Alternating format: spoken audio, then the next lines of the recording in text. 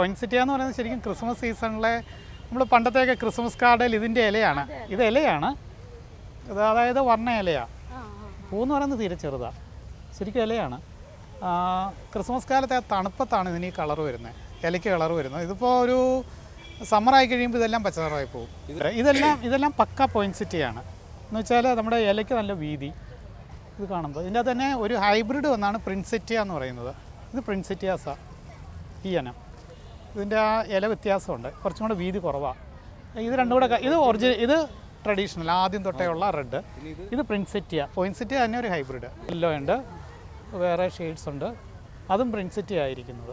ആ ഷെയ്ഡൊക്കെ അത് ചെറിയ ഇലയായിട്ടുള്ളത് എല്ലാം പോയിൻസെറ്റിയ തന്നെ എന്ന് വെച്ച് കഴിഞ്ഞാൽ അതിൻ്റെ ഗ്രൂപ്പ് പോയിൻസെറ്റിയ. പക്ഷേ അതിൻ്റെ അകത്ത് പല ടൈപ്പ് വന്നിട്ടുണ്ട്.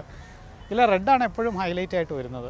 നമ്മളിവിടെ വളരും, പക്ഷേ വേനൽക്കാലം ആകുമ്പോൾ കളറിൽ അങ്ങ് പോയി സാറിന് ഒരു ഇലച്ചെടി പോലെ അങ്ങ് മാറും. അടുത്ത തണുപ്പ് കാലം വരുമ്പോൾ പിന്നെയും കളർ വരാൻ തുടങ്ങും. അപ്പോൾ അത്രയും സമയത്തേക്ക് ഇതൊരു ഇലച്ചെടിയായിട്ട് അങ്ങ് മാറും.